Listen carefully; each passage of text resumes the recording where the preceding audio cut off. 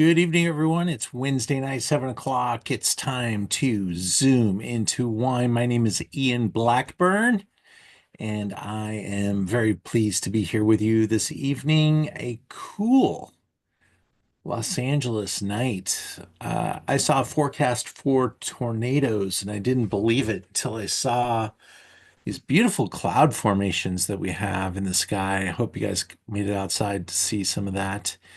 I think it's just started to rain again. I'm not sure if it's going to actually cross over or not, but a nice time of the year here in March, 6 days away from Dodger baseball. I'm getting excited and very happy to have you guys. We've got a growing audience here. We got a few more people I'm expecting, but we're going to get started here. We're going to taste only 5 wines tonight. Usually we do 6, but we thought that the topicality was pretty robust, and these ones maybe need a little bit more discussion and some ideas, some thoughts. So that's why we went to 5. We also want to keep that price nice and tender and not make it too expensive. The wines of Tuscany can get there in a hurry. We have a combination of just super top wines and also top values, but also some very classic references. So this was a great way to check in, a great way to reconnect, a great way to learn for the first time, wherever you might be. Let's talk about Tuscan wine, and we are here to begin. Let me get this slideshow open, and I'll get into some introductions and talk to some of our audience members throughout the night. Of course, this is your Zoom. We deliver the wines to your house, little jars. We'd love for you to taste, comment, question, be a part of it. Use the chat box. Let us know what you're tasting, what you're seeing, what you're feeling about these wines, um, and get involved. We have these Zooms every Wednesday. Encourage your friends to join us. We've got a nice little run going on here. Audience sizes have been getting a little bit better again. And I think it's the right time of the year. People aren't, as busy as during the summer. So we'd love seeing you guys. And thanks for joining us. I've been to Tuscany on a number of occasions. I love going to Italy, period.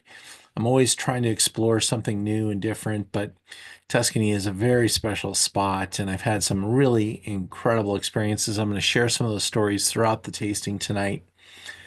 But we're going to start off with an absolute classic, Poliziano. This is a Vino Nobile di Montepulciano. And I will start off by just saying there is an area that makes wine with a grape called Montepulciano. That's in Marche, different part of the world.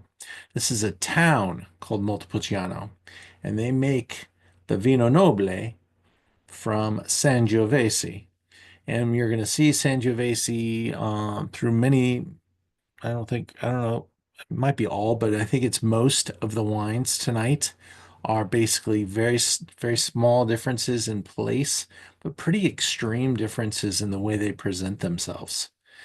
Sangiovese is a really interesting storyteller. So we're going to start off with the very classic Vino Nobile di Montepulciano. This is 2019. It's got 93 points, so it's a nice example to get us started. It's a little softer typically, kind of a nice uh, way to kind of warm up to the category because hey, Italian wines have a lot of structure, a lot of power, a lot of tannin, and you're going to see that. But right now, we're going to start off with, you can see the little red dot there on the corner, bottom right of the map, right there. That's our Vino Nobile del Montepulciano, really close to Brunello or the Montalcino area. And Chiantis are up here. We'll be discussing some Super Tuscans. If you visited, you might have gone to Florence, made a little drive around. You got Pisa over here. So yeah, very popular spot. to tour. This is my Lisa Tess joining us tonight. First question I had from James, are all grapes in Tuscany Sangiovese? Well, that's a complicated question because the wine of Chianti is by law going to be a 90% Sangiovese wine, 10% other.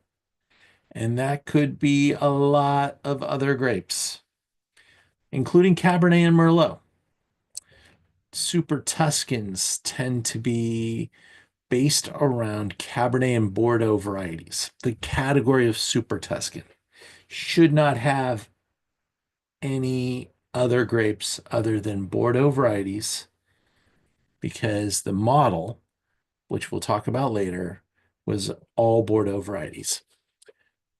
Brunello di Montalcino, Sangiovese, but it's grown in the hills and it's a very thick-skinned version of the grape. Vino Nobile di Montepulciano, Sangiovese, Chianti Classico, Sangiovese 90%, and Chianti Rufina, and then there's areas out through here that have lots of Sangiovese as well. But that, yes, it's Sangiovese. And here's the thing about Sangiovese, it's only in Tuscany. There isn't Sangiovese planted in Italy anywhere else. So it's everywhere in Tuscany, but not everywhere in Italy. Important to realize that too. So our first wine, Vino Noble, established in 1961. Lots of things got established around that time.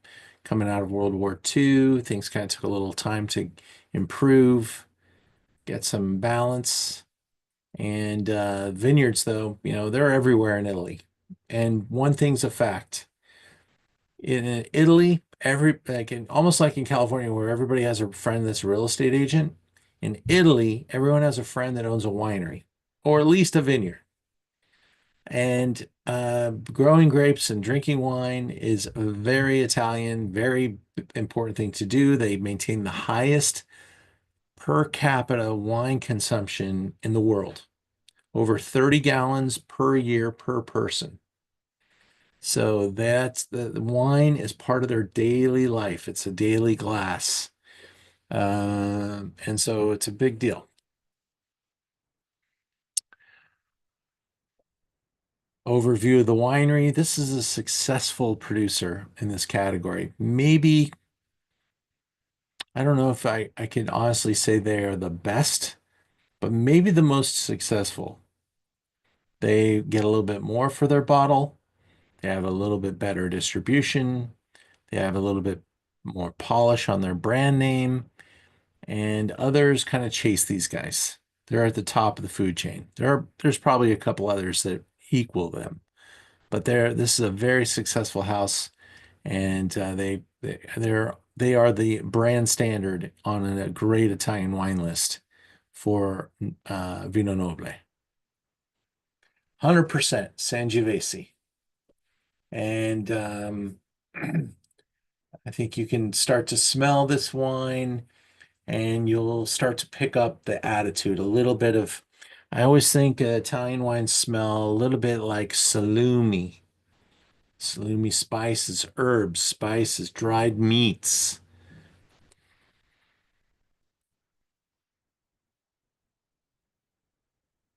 Eh, right there.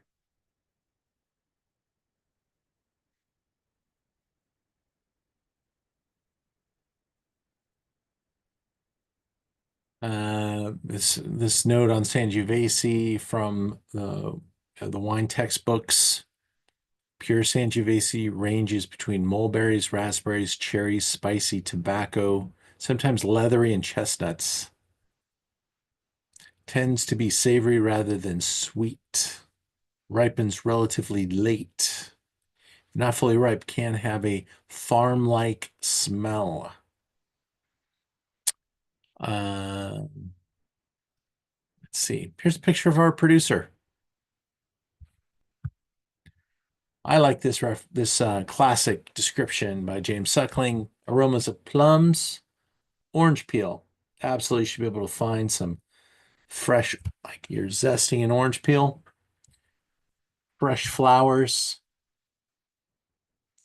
follow through a medium body and very crispy acidity, yet dusty tannins with a succulent and fresh finish. This is just a classic description of a lot of Italian wines in Tuscany. A lot of Tuscan wines will you could just check this box.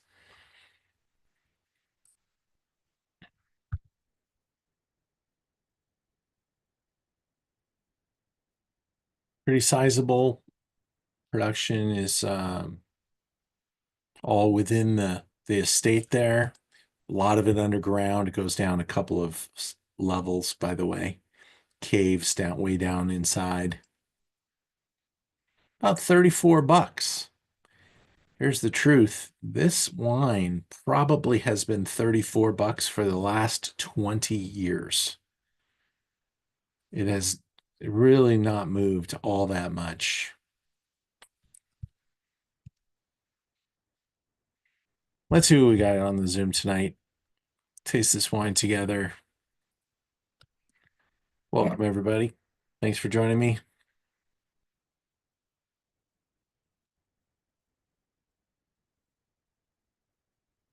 You don't even really need to taste it.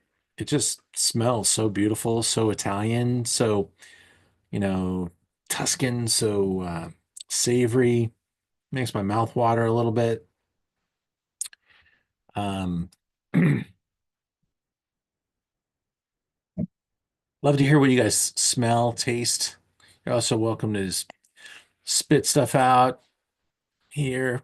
I'm sure by wine six you might a little bit more. I see a couple of chats here. James Forthsight, only 30 gallons, she said to my comment. I love that. Amy, fair question. Oh, wait a second. What's going on here? There's like a whole conversation I'm not seeing.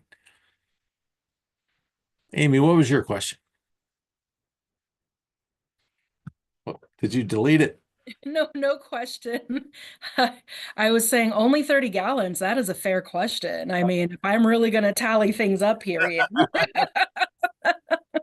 Trust it. We represent a very small slice of the a good one though. A good one. Our Yeah, best. It's our best. It's America's best foot forward right here. This 100%. yeah.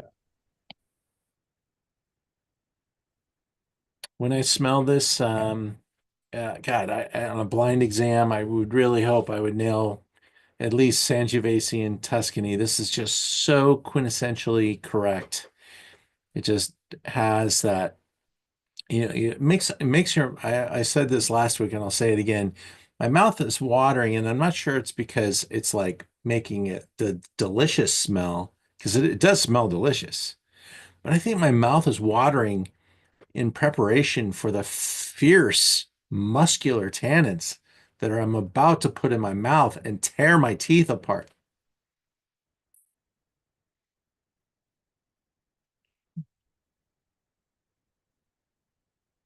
No spitting tonight.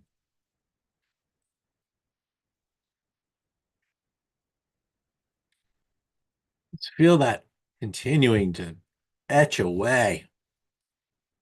Yang, yang, yang, yang.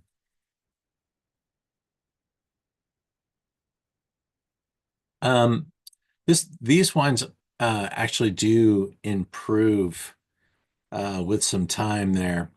And the question just came in about tannins. The description, the description of tannins is going to be repeated frequently tonight. Tannins come from basically the grape itself has tannins throughout. And because of the way these grow and the soils and the place, the weather, all that stuff, and also these grape varieties, the tannins are just enormous in Italian red wines, especially in these. Sangiovese and Nebbiolo just have amazing tannin. So the way I talk about tannins and try to get people to understand tannins is think about tea. You put a tea bag, like a black tea, into the water, and you're supposed to leave it in there about a minute and a half, 2 minutes, and then it's done. But what I typically do is I leave it in there and I can't just stand there for a minute and a half. I gotta, do something, clean something, fix something. Oops, 5 minutes went by. That tea is now over extracted and bitter. And then when you put that in your mouth, it's gonna have that same tannic, over extracted character.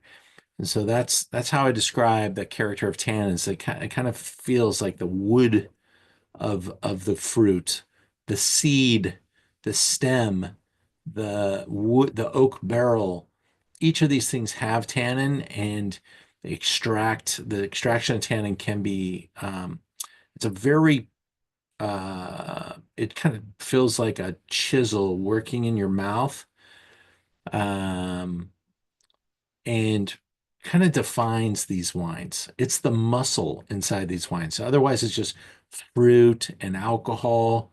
But there's this muscle, and these are like athletes, you know, uh, massive, like weightlifters, maybe, because there's a lot of muscle in these wines.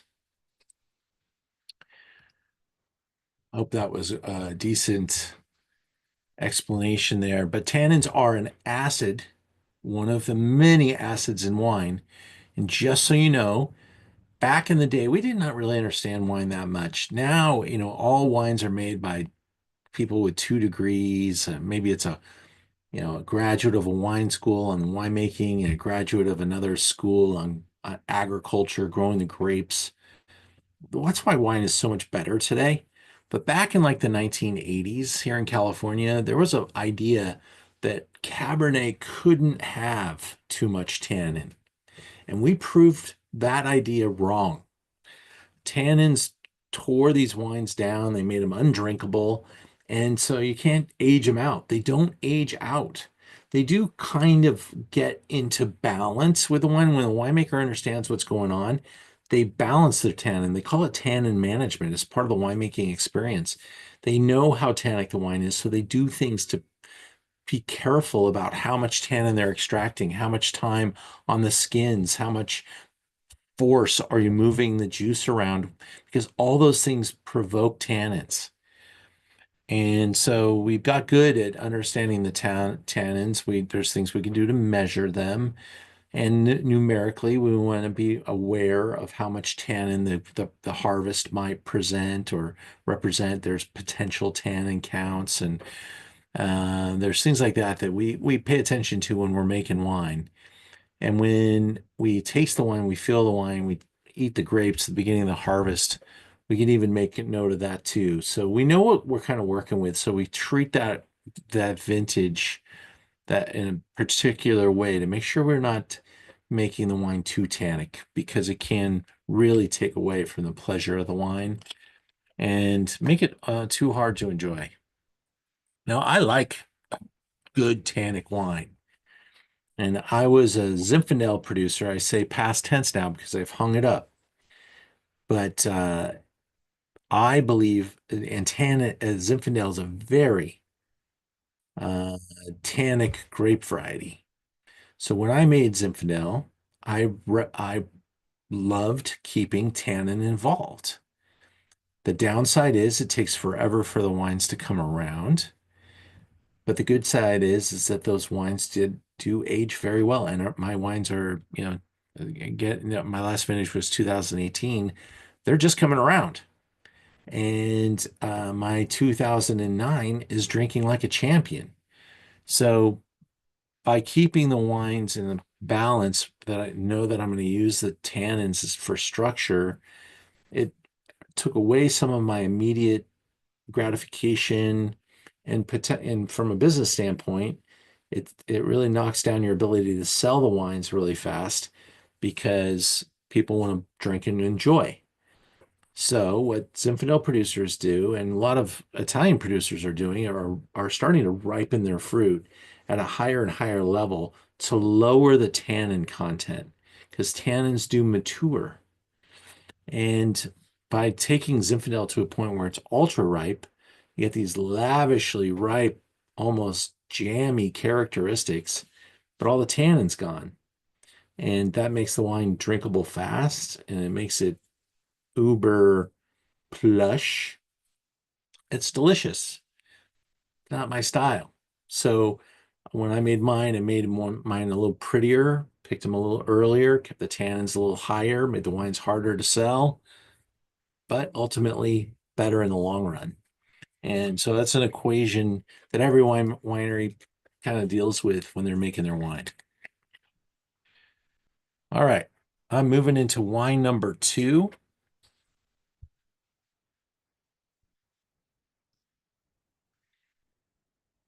We just finished the classic Rosso or Vino Noble de Montepulciano. There are wines called Rosso de Montepulciano as well that are a little less expensive. They don't have the time requirement of these wines, and they may not necessarily be 100% Sangiovese. Um, but Vino Noble is. Tenuta de Nozoli. This is a single vineyard Chianti, not just any Chianti, one of the best. It's from a vineyard block called La Fora. It's Chianti Classico Reserva, 2019, 94 points. We're in Chianti. This is owned by Giovanni Folinari. If the name sounds familiar, Folinari, the Folinari family, his father, sold his family's winery when he was a kid. So the Folinaris had already a successful background in wine, and Giovanni probably didn't have to work if he didn't want to, but the family put those dollars back into a business for Giovanni. And Giovanni grew up on a family property that was purchased in 1971 by his father. It's about 90 hectares. That's 225 acres. It's located in Greve, which is a town in Chianti Classico region. Yes, there is a place called Classico. It's not classic Chianti. It's a town called Classico. And I say that with great respect because as a child working in an Italian restaurant, I thought it was a classic Chianti. And one of the reasons why I started to learn about wine is I realized how many thousands of people I told them bad information. And there's so much bad information out there, and Chianti's part of it, a big part of it. There's a lot of misnomers about what Chianti is and how it, all the wording and all that stuff. And it's such an important wine worldwide. Now we're taking a look at it. This is like the worst picture. I'm not sure why we're looking at it, so I'm just going to keep going. But here's a couple bottles. The bottle on the left is the workhorse Chianti that Nozzoli makes. Everything they make, by the way, is Classico. And I think it's all Reserva. I don't think they make a non-reserve. Maybe they do. Maybe they do. I can't remember. I used to represent this brand, but it's been so long. Um, I think everything we sold was Reserva. They may have come out with a non-Reserva wine in the meantime, but this is a higher distinction, 100% Sangiovese. This time, the use of wood is a little bit more upscale.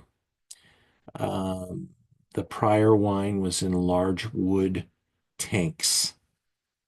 This wine is in smaller wood barrique. This one sees a combination of different ages of wood. The La Fora gets some new wood, but not much. Not much. It can carry more wood. That's why he uses it. He doesn't want it to be oaky at all. But this is a special vineyard, added qualities, his Grand Cru, if you will. And he really gets it into a spot where it shows off some of the more exotic features of Chianti.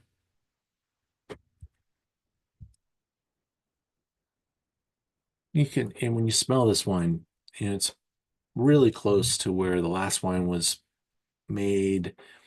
You can smell the common threads between the Pinot Noble and the Chianti. I chose to taste the Chianti second because this is a more expensive wine. This isn't not your typical Chianti. It's a single vineyard. It's a better expression, and he goes for it a little bit more here. Um, Smaller yields. The fruit here is special. He knows it. He puts it in that. I think it's probably 10% new wood, maybe not even that much, but 100% oak, but very little new and a lot of very old.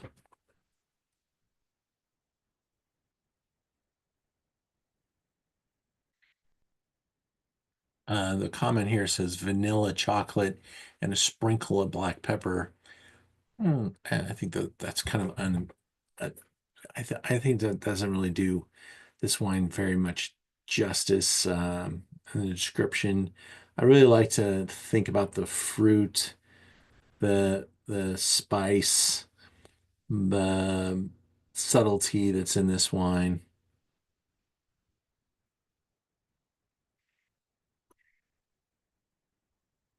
Does have just a little bit more oomph in the nose. And I do think that that's a lot of wood coming through, a little bit of that grain, a little bit of that toast.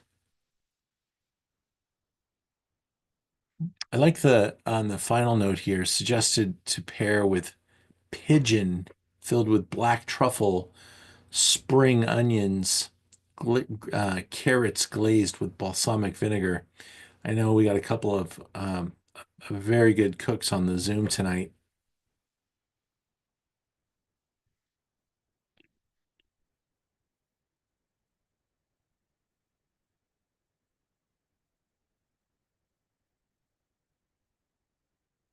That has both a little more volume, but also a little bit more of that center.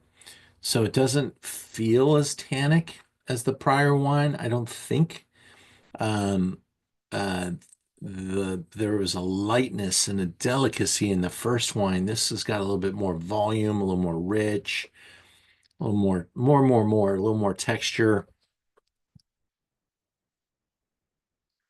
And that's kind of this. We're going to see this slide a couple of times on Sangiovese.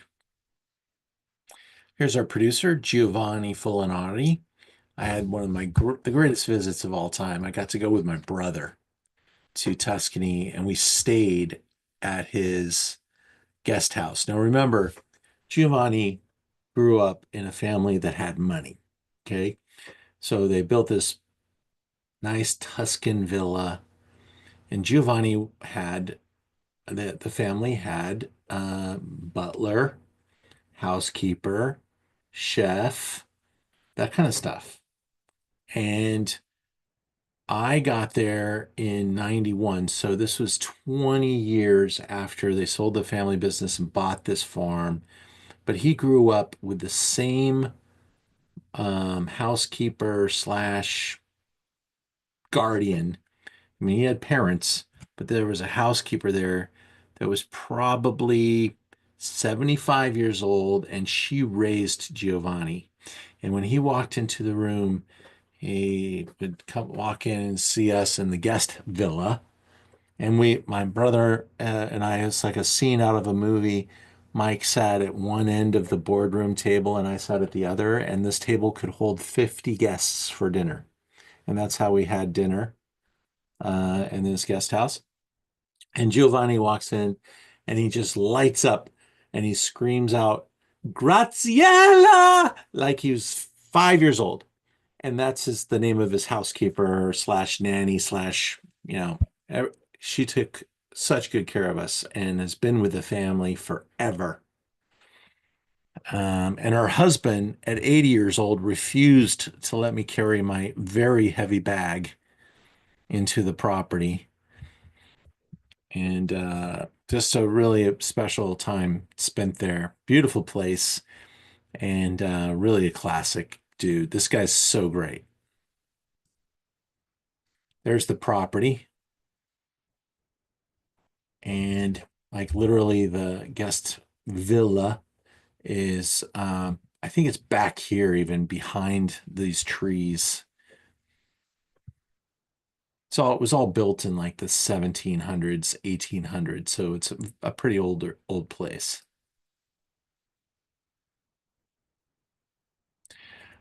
Now, I said this wine was a little bit more expensive, and I meant a little bit more expensive, about $10. But again, this wine has been this price since I sold it in 1997. Chianti and these other Tuscan wines have been trapped because there's so much supply that if they tried to raise their price, somebody would come in underneath them.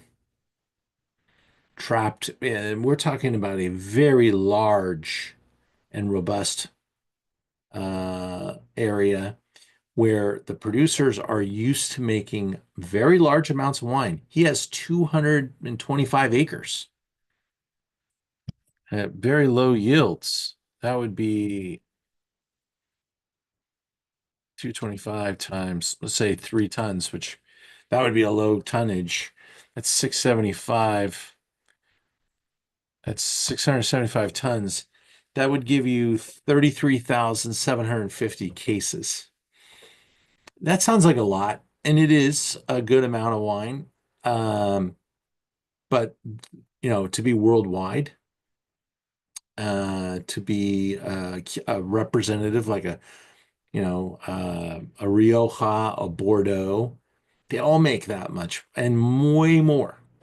Um, Now, La Fora, as a single vineyard wine, they probably make 500 cases, maybe 1,000, maybe 5,000. It's no, it's not big. It's a very small slice of what they make. They make a lot of Chianti Classico Reserva.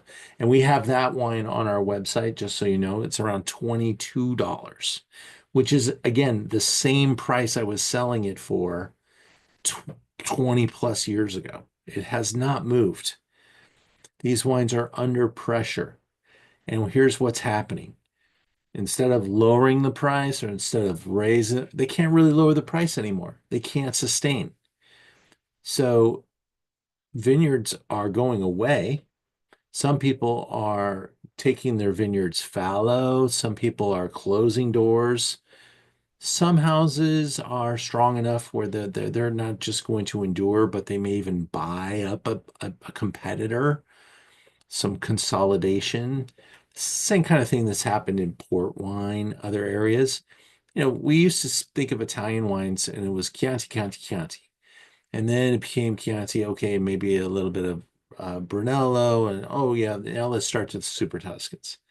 Super Tuscans, whoa, they came in and I mean, there is a Super Tuscan for every bottle of Chianti.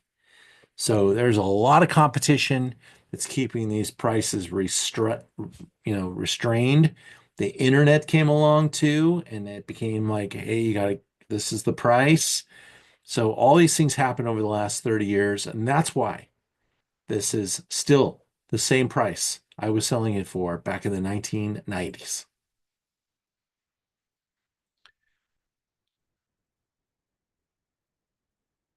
Wine number three. I'm looking at it sideways going, wow, we went all the way to Brunello already.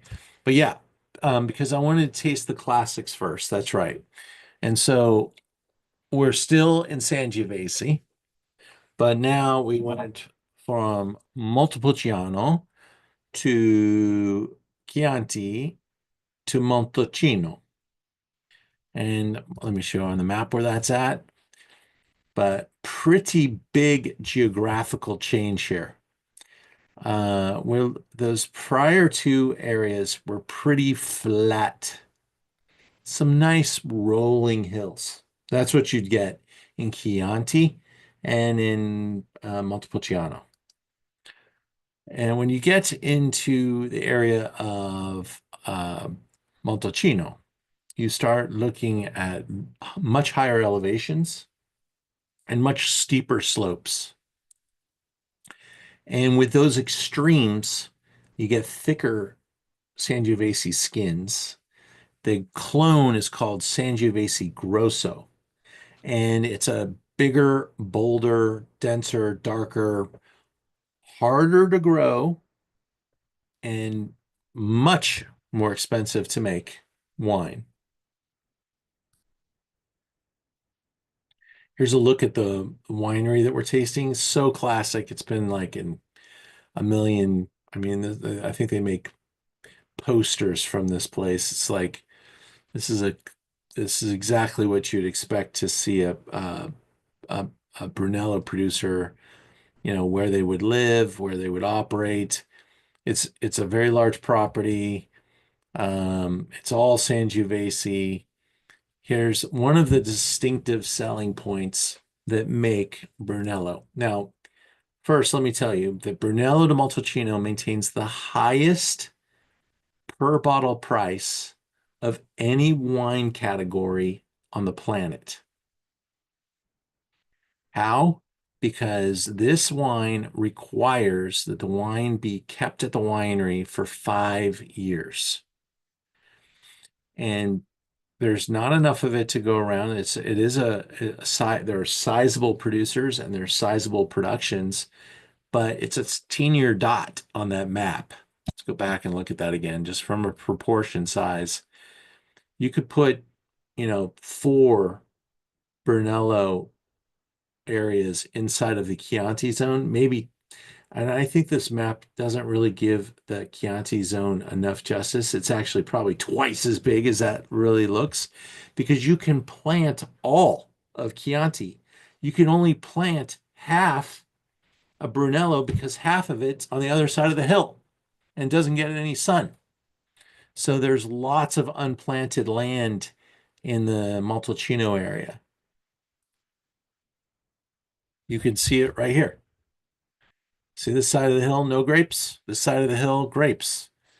So that's something to appreciate that the shadows are in play and that slope is at play and it really intensifies this berry. These wines spend minimum 2 years in wood. Some people go much longer than that. At least a year in the bottle. They are really lavishly created. Some producers are very modern in their production. Some producers are very classic in their production. This is a really important brand that we're tasting tonight. Altisano is a really good, reputable brand. They represent the category. They make a good amount of wine. They're produced and distributed all over the place. They get great scores. They have really marquee location and they get, like I said, great scores. So this is one of the owners, Elisabetta, and she and her husband have bought the property a while back. What year was that? Seems like it was a long time ago, but it wasn't. 2002. And if you remember, I think the 97 vintage was like the aha vintage for a lot of wine drinkers. There was some real uptake in red wine consumption worldwide. Napa Valley cabs were amazing. And so were the Brunello de Montalcinos. Bordeaux was okay, but not great. Uh, it wasn't a great French vintage, actually. It's kind of strange, but it was great in port. It was great in all things Tuscany and Barolo and other areas. And California had like a remarkable vintage, and Australia had a very good vintage. So maybe the world did, but France was just kind of like left out on that 97 thing.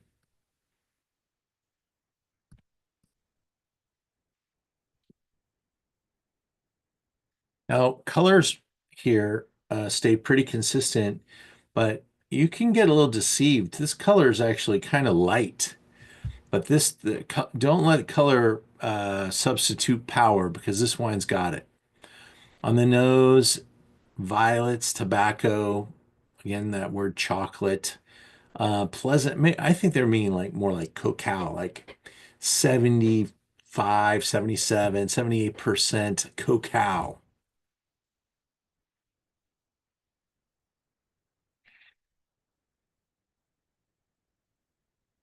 Tobacco, 100%. I get a lot of tobacco in this wine. And because this is got a little bit of time behind it, again, in 2019, um, this wine's really starting to already show off some development,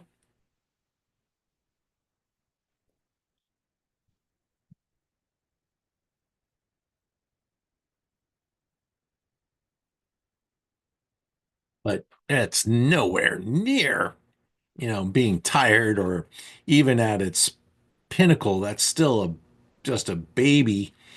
And hopefully you can see all of the prior two examples kind of standing behind this wine and how this one represents mountain versions or at least really high elevation, hillsides. I wouldn't say mountains, but they look kind of like small mountains. They're pretty extreme, and they really play that into their hand very, very well. And those tannins are tight. And every hedge fund that is trying to buy up wineries or trying to buy up vineyards, and the Italians are doing a really good job of resisting the temptation to sell their vineyards. These vineyards are now way more expensive than they make sense at buying because you buy the vineyards, you're probably not going to make money buying the vineyards for a generation or two, unless there's something crazy happens and everybody in the world starts making vast amounts of money and more money and wine's able to expand its price point that much. But I think these wines are a little bit in that trapped category too, although there has been some margin expansion in Montalcino because these wines have become so desirable. And people have a hard time not drinking these wines young. I mean, they're fun. They're big and but 10 years is where you're supposed to kind of keep these wines at least until they're 10 years old. Let's get back to that score and see what they say here. Boasts a rich and savory side that this wine wears very well. There is a beautiful level of dark fruit that folds into the wine's velvety texture. Blackberries and plums envelop the palate, adding elegant full-bodied volume and fine tannins along the way. The wine is aged in traditional Slovenian casks, and production reaches 110,000 bottles. That's about, a little less than 10,000 cases. But you're talking about a bottle of wine that's, quite elevated in price, so that's a pretty good economy. Let's see if I can do that math. Those numbers look really nice. I was in the wrong business. 7,800,000 full retail.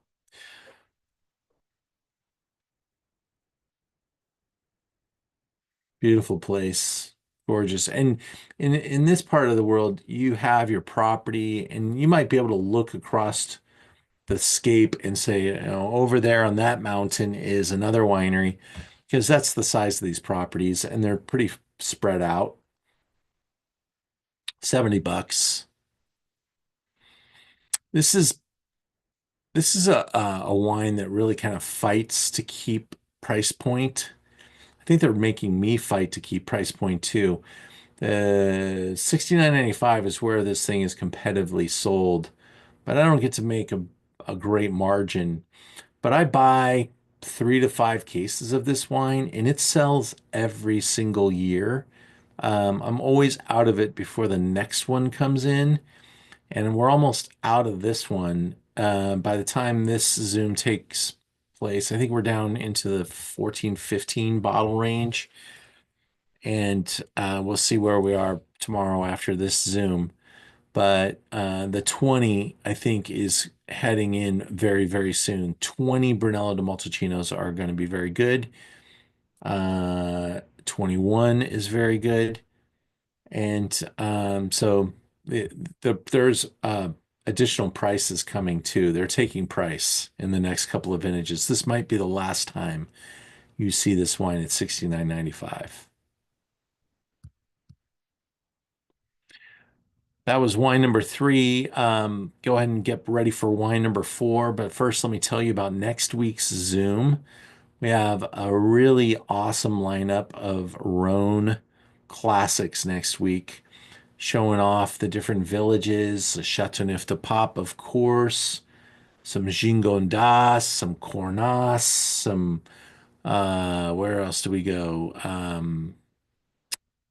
All the great villages are kind of the target of our discussion next week, and kind of spreading it out between north and south Rhone. I think you'll really enjoy the wines. It's a great value, and I think it starts at around 35 bucks for next week's Zoom.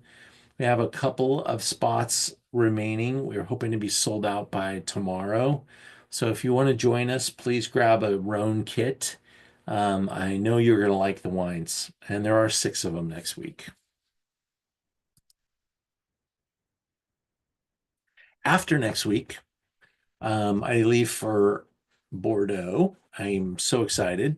Our Bordeaux trip is so ridiculous. And I get back, and 2 days, actually, the day after I get back, a Zoom is going to be hosted by, I'll be there and I'll be present, but I'll probably be a little shell shocked.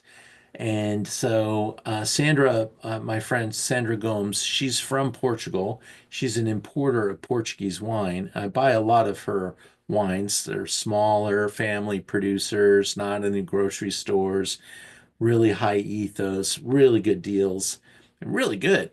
So we're going to see what's new from her portfolio in my store, and the wine list is available for you to look at. But she's really good at what she does, and she's native speaking and super great. The week after that, I will do my Bordeaux discussion and have it kind of concurrent with the wines that we're going to be showing. They're already posted. So great lineup of Bordeaux wines, reds and whites. Same thing in Portugal, reds and whites. And then we have this really top high-end look at Napa Valley with some great producers, really top guys and gals that are going to be, we're going to taste a couple of wines from a couple of great houses. So take a look at that. In May, I'm doing a Chablis tasting that doesn't get any better. If you think you like Chablis, you want to like Chablis, you want to be there. That Chablis lineup is insane. I just went for it. I have bought some great Chablis for my store when there was a different time and a different place, before the pandemic. I wouldn't have been allowed to buy the wines that I'm showing at this tasting. They're usually completely taken and spoken for, but the number of restaurants that are able to buy all these wines is getting a little smaller. And there's a lot of natural wine stores and restaurants that serve orange wines and skin contact whites and things like that that don't carry a Chablis anymore. So this is a classic, and we're going to get into the best names. So that's what that one's about. Zooms are now scheduled. I think we're scheduled into July. My designer's been on her first vacation in 5 years. So we're probably only offering up until Chablis. I think Chablis is up and for sale. But anything out past that, you can see what the topicality is, but we haven't priced it or posted the wines yet, probably. All right, back into the wine.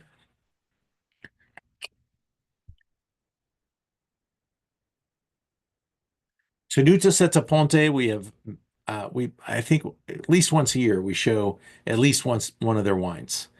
Recently, I think we showed the older vintage. This is the new 22 from Setaponte. This is the famous house where Leonardo da Vinci includes this property in the painting of the Mona Lisa, because right behind her head is the Setaponte, the bridge.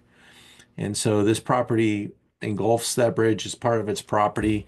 It's owned by some really important, almost like royalty in Tuscany. This is right outside the Chianti zone.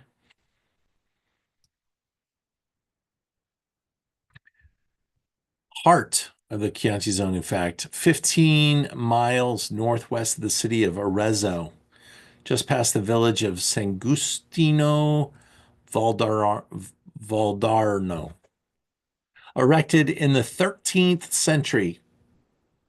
Um, and there's the reference to Leonardo da Vinci's Mona Lisa, about 150-acre vineyard. To look at it, probably in the November, December era, probably December by the how advanced that is. This has got 90 Sangiovese and 10 Merlot. And remember, we were talking about stagnant wine prices for Chianti. This owner, producer said, I'm not going to compete with those guys making Chianti. I'm going to make better wine and change it up. And he's a really industrious guy. He's the original investor in Prada. He owns his own shoe brand. I think he owns a bank. I think he's quite a personality as well. Oh, I know he's quite a personality. I worked for him for a while. That shoe brand, by the way, I went to his house, had lunch with him. I told him I love his shoes. He sent me to his shoe venue, his place where they make the shoes. The shoemaker welcomes me, shows me the place, and then looks down at my feet and says, 12 and a half, 13. I go, yes. Hands me a pair of shoes. I put them on. I'm like, oh, these are great. He's like, they're a gift from the doctor. And I'm like, oh, thank you so much. I get back to my desk in Los Angeles. I love my shoes. Everything's great. I got a big email from the president of the company I was working for. Do not take a pair of shoes from this guy. He's going to now demand that you sell 1 million cases. And he already told me that you accepted one of the new wines from the property. Da da da. And it was like, oh, okay. Don't take shoes from a Chianti producer.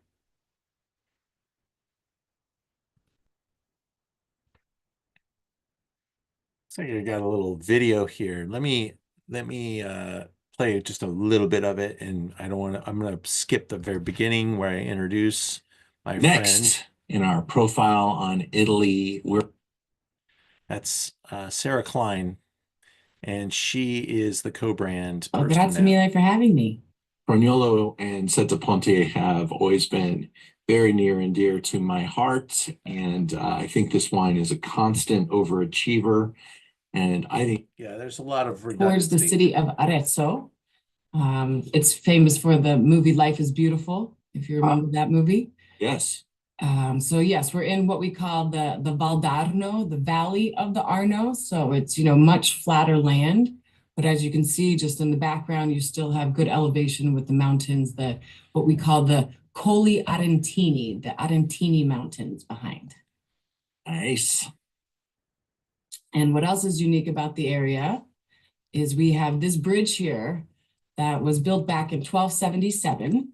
And it's very famous in the area for several reasons. It's one of 7 bridges that cross the Arno River as you travel to and from Florence to Arezzo. The other famous one is the Ponte Vecchio in Florence, where all the gold is sold, where, if you've paid a visit to Florence, you've certainly walked over the Ponte Vecchio. And if you were to travel from Florence, you eventually would get to their estate coming over this bridge. And it's also famous for its 7 arches. We have this theme of 7 for here. The estate is located off an old Roman road called the Via dei Sette Ponti, the road of the 7 bridges, and ultimately just, one of the importance of the key of 7 here. Perfect. And what's nice is, yes, this estate was purchased back by the family in 1950s, but the previous owner was Vittorio Emanuele, one of the last reigning kings and part of the Savoy family, a very noble family, and they had planted this Sangiovese back in 1935, and it's some of the oldest documented Sangiovese in the area. Ooh. And it still yields fruit. They do have a production under it, but it's also what has provided the cuttings for all of the Sangiovese on the estate. So, you could consider it to be heirloom Sangiovese Piccolo. Beautiful. And what's unique about here is, yes, they get lots of sunshine, very favorable. They still get the cold weather that they need just for the Sangiovese. It does like that. They do have the galestro soil, the limestone that is particular to the area. And what I love about Crognolo is the fact that it is Sangiovese based, 90%. It has this little pinch of Merlot in there. And, you know, oftentimes people think, oh, super Tuscans have to have Bordeaux blends only, or they can't just be, you know, predominantly Sangiovese in this way, which actually they can be. And I think it's even more appealing because it's, you know, has high acidity component being naturally of Sangiovese, but it has this nice plushness that's rounded out by the Merlot that kind of gives it more of that ideology of like a super Tuscan in that sense. And yes, these are some of where they do the aging. They like to use French oak. We do a combination at Sette Ponti between new barrels, second year and first year passage. So, you know, we like to do, they do, I should say, the Moretti family, as much work as they can in the vineyards, you know, and the least that they need to do when they get to this point with the barrels. What's nice about the estate is it's about 750 acres total, but only 150 of that is planted to vines. So, you know, it's relatively a smaller operation in that sense. They definitely are using, you know, some of the best that they can get, whether it's, you know, agronomists or enologists. And they've had Carlo Ferini consult with them in the beginning, you know, one of the legendary Super Tuscan creators, you could say. And yeah, this wine has always just been, you know, expected every vintage of what you want it to be. I would say it never kind of like comes under par, even if it's like on a warmer vintage or a cooler vintage. It really just is consistent with how it's made. Crognolo is the name of a type of a little bush that grows on the tree or grows on the estate, excuse me. You know, there's always meaning to something for the names, especially when you have Italian wine labels. Sure. Yeah, I got to visit this estate and have lunch with the family, and this was many, many years ago. I'm telling the shoe story, so I'm going to stop the video. But I love hearing Sarah go into detail because she's so good at this. That's what she does. She's the Italian expert for co-brand, and she really, you know, she's Italian. She speaks Italian. She is in Italy all the Yeah. time, and she imports all the wine for them. In my notes, I was talking about how this is super modern and that Merlot really plays a big part of the wine. Carlo Farini was the winemaker I was referencing. He did get in a little bit of trouble a few years ago, moving some barrels around that shouldn't have been moved. And so the wine world kind of turned on him a bit, and he lost his position with Tenuta Sette Ponte. But he goes down in history as the most awarded winemaker in all of Italy, and he was the backbone behind this brand. And I think he was working as a consultant for like 20 or 30 different wineries and was doing a little unsavory business in Brunello.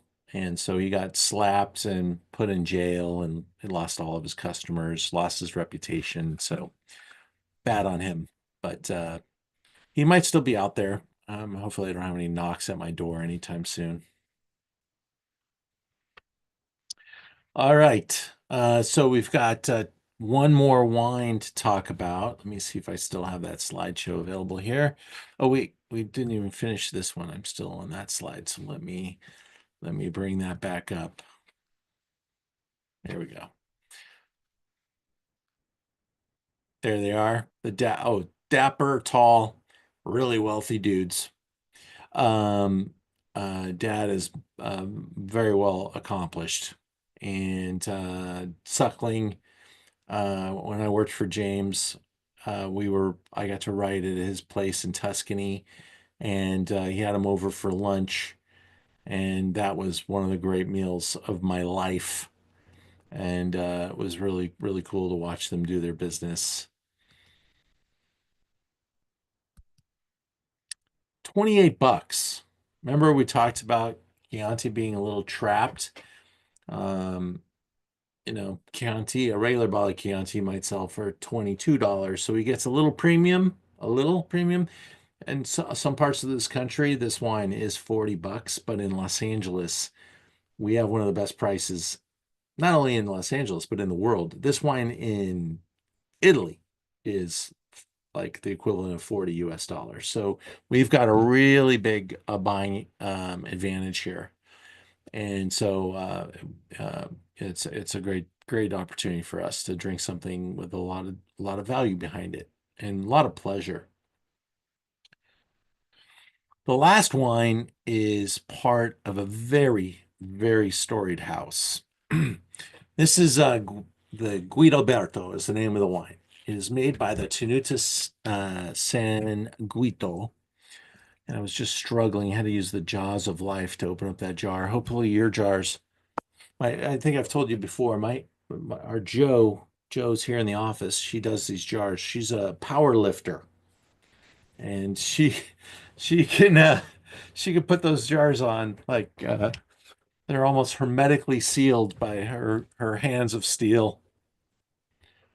But she means well. And I've never had a person get a leaking jar since Joe started working here. Back in the old days, they all leaked. Of course, you may not be able to drink the wine without breaking the jar, but I hope that's not the case. Tenuta San Guido is the producer. Guidoberto is the wine. This is the second wine of San Guido. Tenuta San Guido makes Sassicaia. And what doesn't make it into Sassicaia makes it into this wine. Now we're in Bulgari over here. Let me just annotate that so you can see if you don't see that. It's a teenier spot, and it's probably grown a lot since this brand got started because this is the innovator of Super Tuscans that we're tasting. This is not just one of the many replicants. This is the innovator. We're going to see a picture of the CEO now because they've got one, but never had one when I was working with them. These guys were operated by the family. The Incenza himself was actually who I got to meet and spend an afternoon with, and quite amazing. You don't really know who you're talking to until you start doing the research and find out how significant this wine is. This family is part of the Antinori family, and he did not want to replicate what his grandparents and parents did. He really has a passion for business and a passion for horses, and became a very high-end horse breeder, like champion show horses, and planted a little vineyard on his horse raising property, which is perfect for what you have in Bulgaria, very close to the ocean, lots of valley floor, some nice hills, undulating hills, but very flat as it gets closer to the ocean.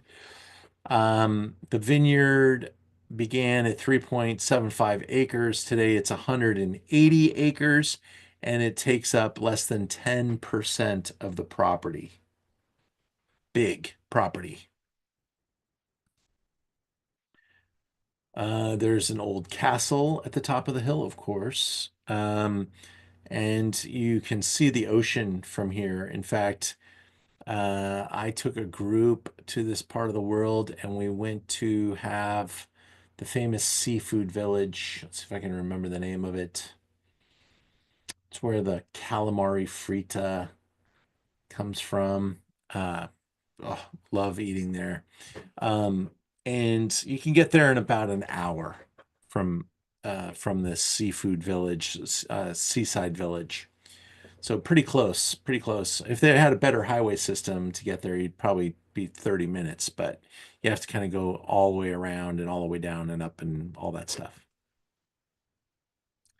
So this is 60% Cabernet, 40% Merlot.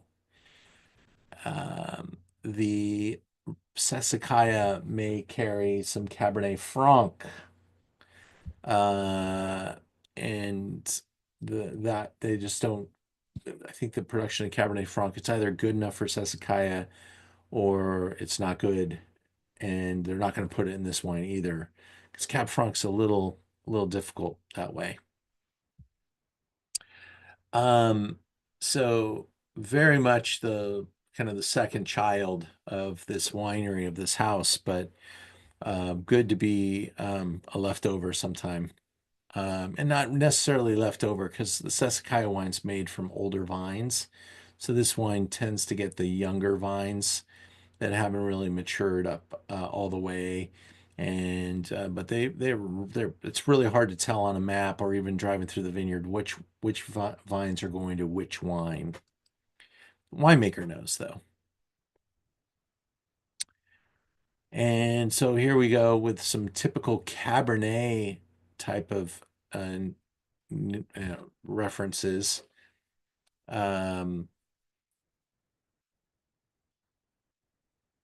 Let's see, newish oak, can smell like cedar, cigar box, tobacco. There are many great Cabernets in Tuscany and in Italy, but none of them even come close to the reputation and approach of Sassicaia. Very, very important. Sassicaia available on our website now, about $320 a bottle. It gets 100 points, and it is remarkable. I love Sassicaia. I drink this one. This is so Sassicaia like, and in great vintages can really be hard to tell the difference. Maybe not quite as powerful, not quite as oak influenced, but this one got 95 points and sells for, you can buy six of these for one Sassicaia. An elegant structured palate doles out succulent blackberry orange zest, licorice, saline notes set against a taut, refined tannin.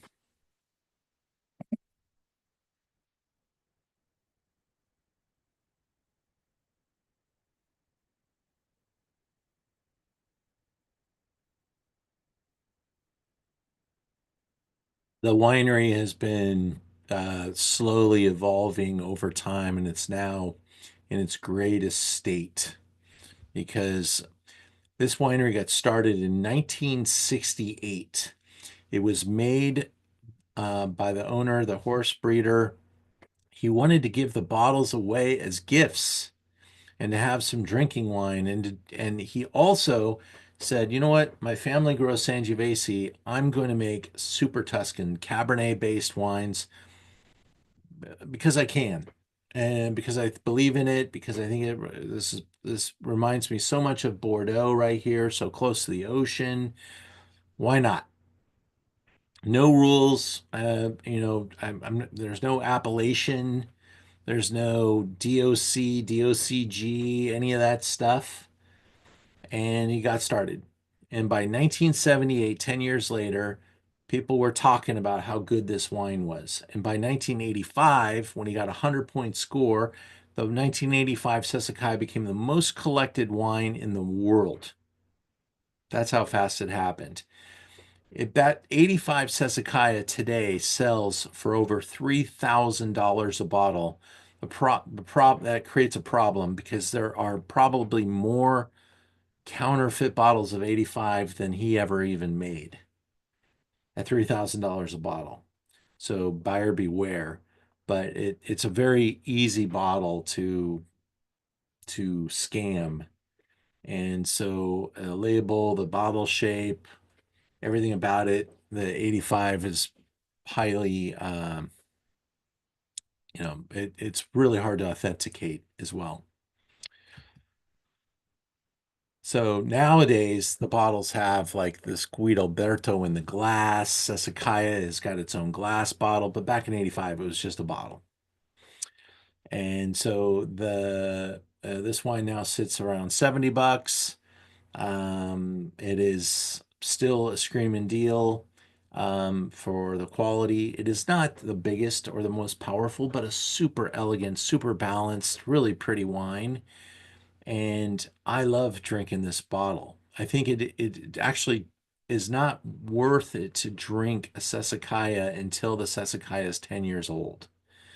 So if I had a choice between 2022 Sassicaia and 2022 Guidalberto, regardless of price, this would be a better wine to buy because the young Sassicaia is not ready. And I open them and I taste them with our guests. We use them at our 100-point dinners, and I love it gets a lot of excitement. And you can see people are like, "Whoa, that is so good," but it's not even close to ready. And so these have some unraveling to do.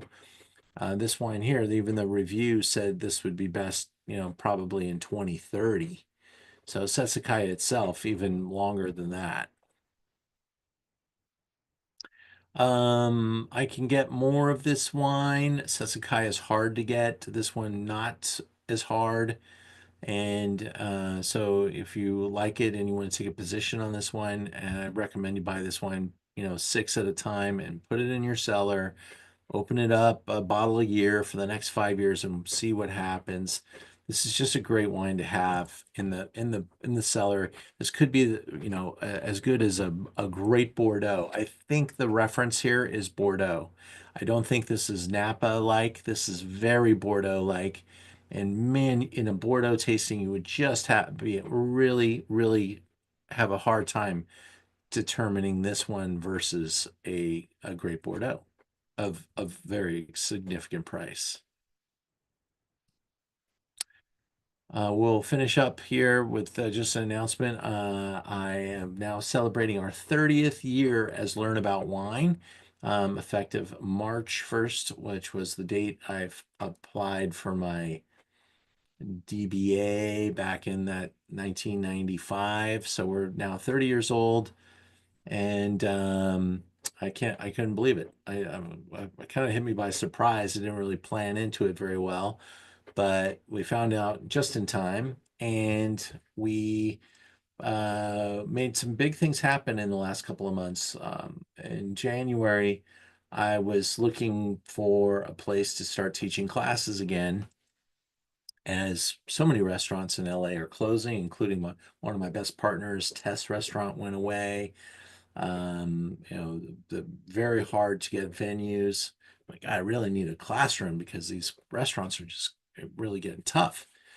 And so a place opened up right back in the same building I used to own in, and I'm now renting there so that I can have classes back at my space. The good news is it's one of the larger units in this building, and it's in a really wonderful position, and the landlord's really cool. I got a great rent on it, and it's going to be really good for us. The problem is, it also means I'm moving, and it's been a grind. I'm still moving. We're still in boxes. It's been like 2 weeks now. We're still waiting for some furniture to arrive, but in about a month, it's going to look really good. In the meantime, it's looking better every day, and we are starting to have some events there, including this Saturday, Burger Battle, In and Out versus The Habit. Remarkable wines. Take a look. We're opening up a $500 bottle of Merlot, a $300 bottle of Cab, another $300 bottle of Cab. We're doing Cab versus Syrah versus Merlot, blind tasting with these burgers. If you want to come and join me, please let me know. Use the code DOLA20, DOLA20, and you save $20 at least on the event. If you forgot the code, let me know. I'll send it to you. If you want to join me this Saturday night at 7 o'clock, it's going to be a lot of fun, and it'd be one of the first folks to check out the new space. All right. I'd love to hear from you, like which one tonight you thought was maybe one of your favorites. Maybe it was your favorite deal, regardless of price, what your favorite wine was. let me know. Is that Kelly I saw there with you? Stephanie? She hanging out? Hi, Kelly. Hi, how are you? Been a while. I know, it's good to see you. You too. Kelly went to Portugal with us ways back, and Yeah, we've been telling her every time we have a Zoom, she comes out for Camarillo, spends the night. nice. So great. Which wine did you like the best there, Kelly and Stephanie? 2 and 5. Yeah. These were our favorite. Awesome. We had to keep going back and trying them again though, so we'll see. Well, is Dave cooking? He cooked, yes, it was lovely. Fish, what kind of fish, Dave? Mahi. And it actually was very good. It was early on in the lighter wine. Nice, nice. Hi, Karen. How's it going? Very well. Very well. I'd say I'm a 1 in 5. Yeah, Mhm. fiver. I like. Yes.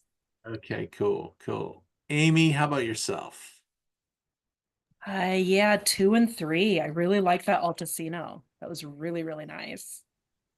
Far out. I'm glad to hear that you guys are liking that Chianti. Yeah, that's a special bottle. Yeah. I don't remember how much we have left, but it's time for me to ante up as well. I carry both the wines. I mean, this guy has been so good to me forever, and the wines are hard to beat. Even his $20 bottle is pretty solid. But that Lafora is so much better. I mean, it's such a great Chianti for sure. Glad you liked it. James, are you guys out there? We're here. Hi again. Thanks for the Oh, thanks for oh no. guys. Oh, there goes the clock. Oh, shot. You guys just got muted too. Sounded like a dog was involved. Yeah. He's quite the tasting. He's just getting mad now. Settle down. Okay. They were all delicious. I think I really liked number 2, the Brunello. No. No, The No, Chianti. number 3 was the Brunello. that's number 3. What was 2? 2 was 100% Sangiovese with a bigger volume. I like 2 and 3. And yeah, I was into number 1. There wasn't an unpleasant Was good. nose or palate on any of them. Number 2, I like the fact that you can have like 100% of something, and whether it's a Napa 100% cab, which apparently are rare these days. So if you can get 100% Sangiovese, and it just sounds cool and sounds. Ian, weren't the good. first 2 or 3 100% Sangiovese? Yeah, all three of them. Yeah. Oh, they were. Oh, Yeah. okay. I stand corrected. Yeah. But number Not 3. paying attention. Well, no, number. I'm taking notes as we go. Was Got it some number good 3 of notes there. Brunello? I'm Yeah. cheating. Fine. Yeah. You got it. You did well there, James. Yeah, and if a winery keeps the bottles for 5 years before they send them to you, that's pretty impressive. Yeah, that's why Brunello is such a desired wine. I mean, you're buying it. They all kind of wait for that January 1 to hit the ground running. Some producers are a little later because they want to come in a little later, and people are building up excitement because they're seeing the quality of the vintages. But it is a remarkable marketplace, a Montalcino, and the future is very bright for that region. And as soon as it gets a little bit more expensive, Chianti gets to start raising their prices too. So that was part of that cap. Okay, once you get past $40, you're in Brunello land, and so as Brunello goes up, Chianti can rise a little bit, but there's just so much wine in that region that it's hard to take price. No, it's and again, all five wines were quite tasty. Thank you. Thank you. If I had to do a favorite, I'd go number two. Thank you. Okay. Ray, Yeah. Ray and Barb, how about you guys? I see you. I think I need. There you There go. we go. Hey I guys, couldn't get it to unmute us here. no problem. So these were all really good. We really like Italian wines, and that's why we're here tonight. Awesome. But well, if we had to pick some favorites out of these, I'd say the Tenuta di Just two and three. Nozelle. Absolutely. I think that was number two. All right. Hey, I'm gonna have to share this video with Giovanni because he's got a lot of favorites here. So that's a Ah, big story. and then the Brunello was really good. Awesome. Well, That was great. excellent. Thank you both. And Wendy and I think that's Conkl. I'm not sure what Concoli, maybe. Michael, if you're out there, you're welcome to let us know what your favorites are. I want to thank you guys all for joining us. I'm sharing my struggles with the move. It's all good. But prior to moving,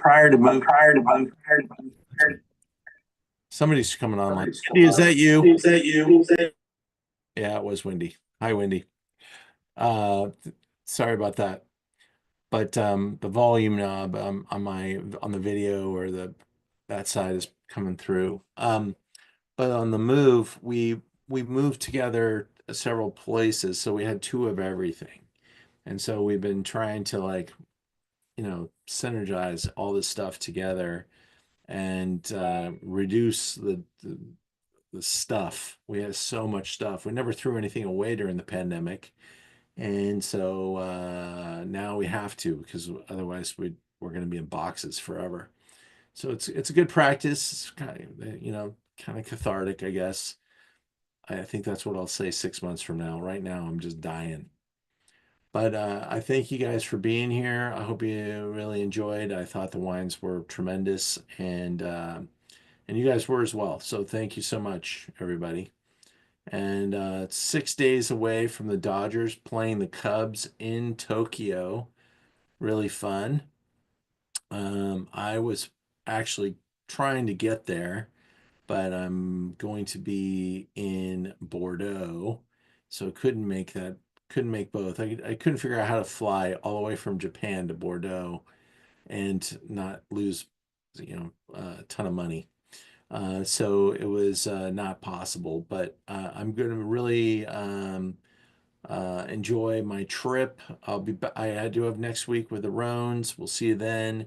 And then I'll take a couple of weeks on this trip and then come back with some good stories. So thank you all. Thank you, Ian. Very fun. Thanks, Thank everybody, you. Really good. for being here tonight. Thank you. On behalf of James, he left.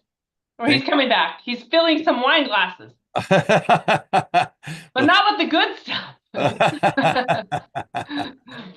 I guess we're gonna get that later. Here it comes. Hang on, James. All right. Goodbye. Well, remember, you guys got a discount code, so grab some LaFlora because I'm gonna go back in and get some more, and it's probably gonna be a new vintage. All right. Thanks, Good everybody. stuff. Bye, guys. Thank you.